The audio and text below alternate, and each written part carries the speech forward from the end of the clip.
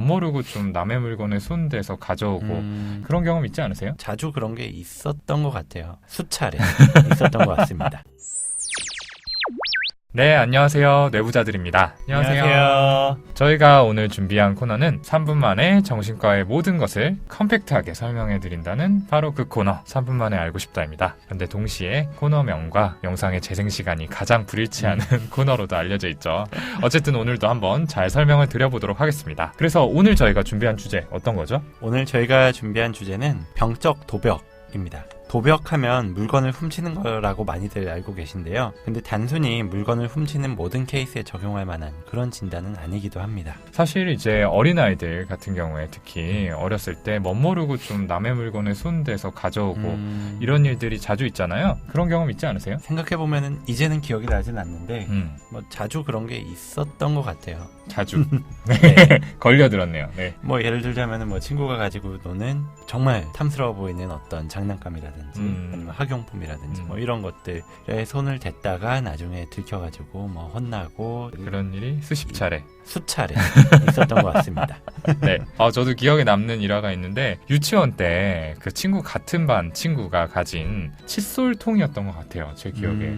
지금 생각해보면 그런 거를 왜 가지고 싶었을까 싶지만 좀 갖고 싶다는 생각을 계속했어요. 그래서 어느 날 내가 이제 이거 가질래 하고 집에 들고 왔다가 이제 엄마가 이거 뭐니? 했을 때 이제 우물쭈물하고 대답 못하고 결국에는 정말 많이 혼났던 것 같아요. 그 다음날 친구한테 사과하고 울면서 유치원에 가서 친구에게 이야기를 건넸던 기억이 납니다. 한 번쯤은 아마 있으실 거예요. 이런 것들을 다 물건을 훔쳤다라고 해가지고 우리가 도벽이라고 부르지는 않죠. 그렇다면 이 병적 도벽이라는 게 대체 어떤 개념인지 거기에 대해서 설명을 먼저 드려야 할 것 같습니다. 어떤 금전적인 가치라든지 즉각적인 사용 목적 때문은 아니어야 돼요. 필요하지 않은 물건을 훔치는 게 특징이고요. 그런 충동을 억제하는데 반복적으로 실패한다. 이거 역시나 굉장히 특징적인 증상이죠. 훔치기 전에 긴장감이 막 올라가고 훔쳤을 때는 그 짜릿함 때문에 많이 긴장이 완화가 되고 그게 특징이라고 합니다. 그러니까 실제적으로 그 훔치는 물건이 필요해가지고 물건을 훔치는 건 아니라는 거죠. 그 순간 내가 이 물건을 훔쳤다라는 쾌감, 스릴 이런 것들에 좀 집착을 해서 그 충동을 억제하기 어려운 상태에서 반복적으로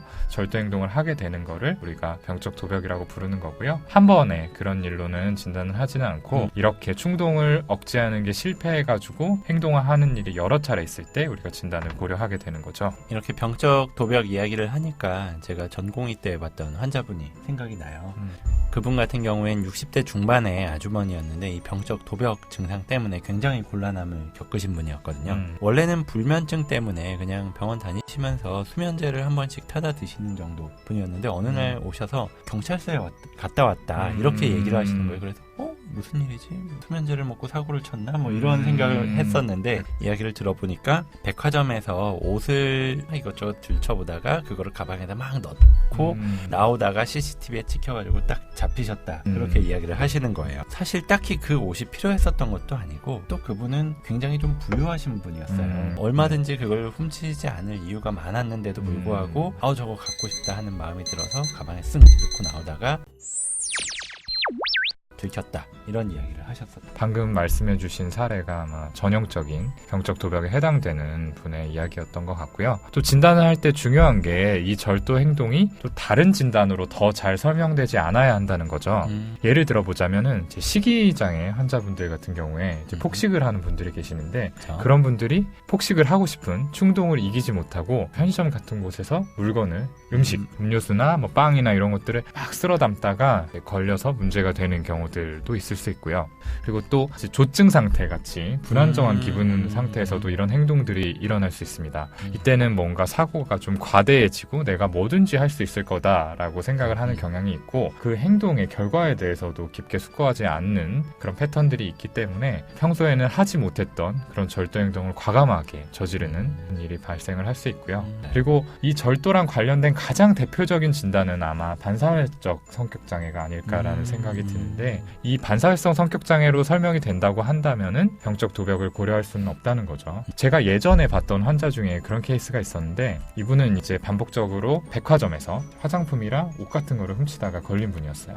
이분이 이제 병적 도벽으로 감형을 받겠다는 의도를 가지고 정신감정을 받기 위해서 저희 병원에 입원을 하셨었거든요. 근데 이분 이야기를 들어보면은 뭔가 그 물건을 훔칠 때 짜릿함, 쾌감 이런 것들에 대해서 이야기를 하고는 있지만 뭔가 그런 내용들이 전형적이지 않았고 뭔가 물건을 왜 훔치고 난 그 사건이 벌어지고 난 다음에 병적 도벽이 있는 분들 같은 경우에는 대개는 그 행동에 대해서 허탈해하거나 자책감을 느끼거나 괴로워하는 경우가 있는데 이분 같은 경우에는 거기에 대한 후회가 전혀 없는 거예요. 난 필요해가지고 훔친 건데 이런 식으로 이야기를 한다는 거죠. 그리고 무엇보다도 이분이 한 얘기 중에서 부모님이 내가 그런 행동을 했을 때 곤란해하는 모습을 보고 싶어가지고 내가 이런 행동을 했다. 그러니까 나이가 좀 어린 분이었어요. 이 얘기는 진단 기준에도 포함이 되어 있어요. 그러니까 절도 행동이 어떤 분노의 표현이나 복수의 수단이 아니어야 한다는 거죠. 그러니까 이런 것들을 하나하나 따져봤을 때 이분은 병적 도벽보다는 반사회적 성격에 더 가깝겠다라고 결론을 내리고 정신감정서도 그쪽 방향으로 썼던 기억이 납니다. 약간 그런 진단 기준이나 이런 걸 약간 외워가지고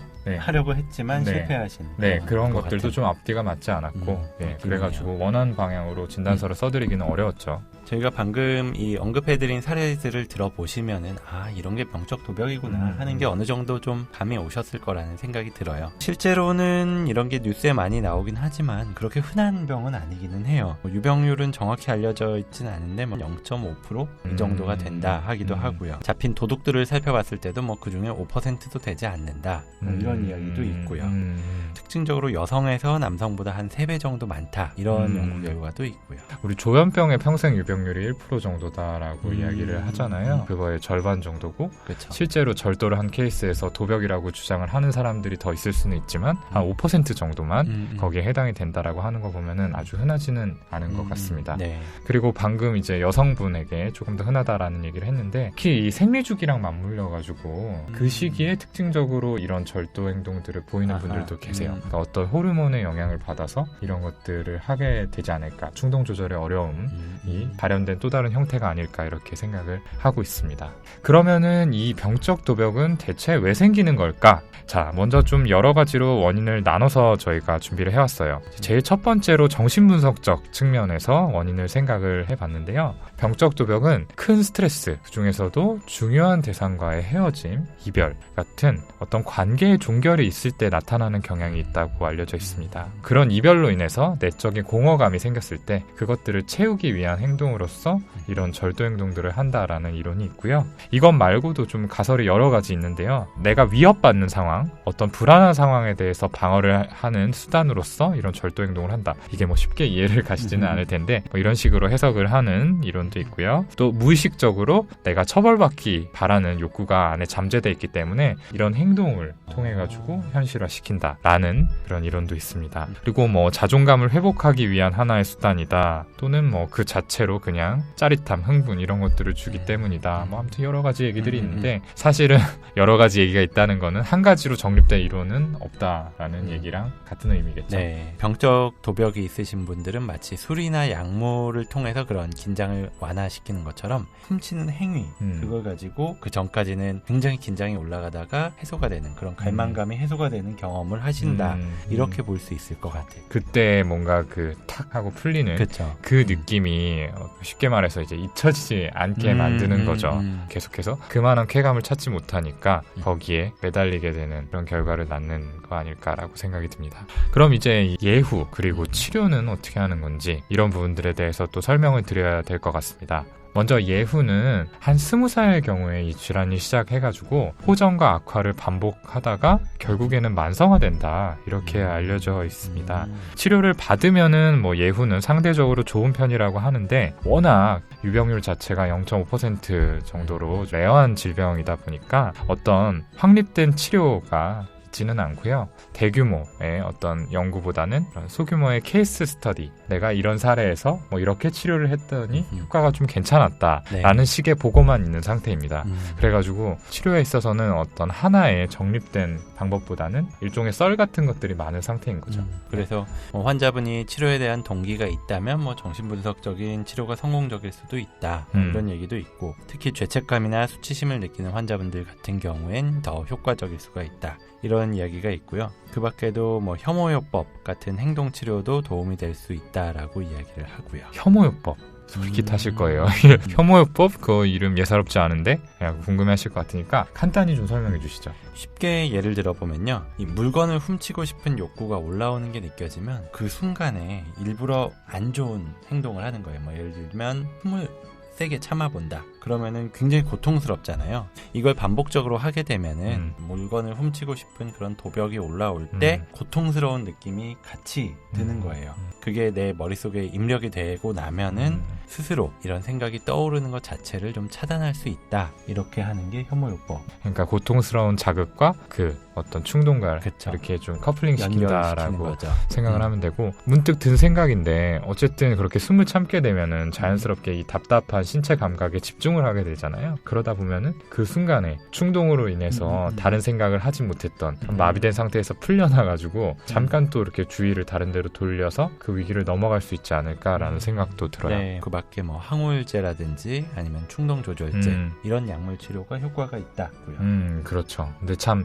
그 내용도 보니까 여러 가지 약들이 다 맞아요. 효과가 있었다라고 되어 있더라고요. 그걸 보면은 어떤 사람한테는 이런 게 효과가 있고 어떤 사람한테는 이렇게 효과가 있고, 뭐 아직은 그 수준에 머무르지 않나라는 생각이 듭니다. 이제 그런 측면에서 사실 이제 병적 도벽 그 자체에 대한 치료도 중요하지만 동반되는 질환들이 있어요. 다른 충동 조절 장애, 간헐성 폭발 장애, 그리고 물질 중독 질환들이 있을 거고, 또 우울증이나 조울증 같은 기분 장애도 같이 연관이 되어 있는 경우가 많이 있습니다. 이제 이런 질환들이 도벽 행동에도 분명히 영향을 줄 수가 있어요. 그러니까 충동성에 영향을 주는 거죠. 내가 가지고 있는 기본 충동성의 값보다 더 이렇게 역치를 더 낮춰버려가지고 문제 행동이 발생할 소지를 높게 만드는 질환들이 여럿 있기 때문에 이 도벽으로 표현되는 행동 문제가 이렇게 여러 가지 병들이 공존이 되어 있다고 하면은 그게 병적 도벽 때문인지 아니면 다른 질환 때문인지 그게 좀 구분하기가 애매한 그런 측면이 있죠. 그래서 치료 같은 경우에도 직접적으로 그 도벽 행동을 줄인다라기보다는 동반 질환의 효과를 봐가지고 충동성을 낮춰주기 때문에 결과적으로는 도벽 행동이 나타나는 걸 막는다, 이렇게 생각을 하는 사람들도 있습니다.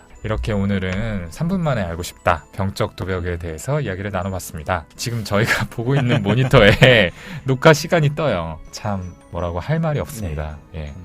5배 정도 될 것 같은데 예, 다 쳐내도 그 정도 될 것 같은데, 사실은 항상 좀 컴팩트하게 필요한 지식만 쏙쏙 넣어드려야겠다라고 생각을 하는데, 아직까지 저희가 정리하는 능력도 부족하고 많은 것들을 알려드리고 싶다, 이런 욕심이 있다 보니까 좀 늘어지게 되는 것 같아요. 아무튼 저희는 다음 영상에 좀 더 심기일전해서 잘 정리된 자료들을 가지고 다시 찾아오도록 하겠습니다. 감사합니다. 감사합니다. 오늘 영상 조금이라도 재밌고 유익하셨다면 구독, 좋아요, 댓글 쓰기 알림 설정까지 꼭 부탁드립니다. 감사합니다. 감사합니다.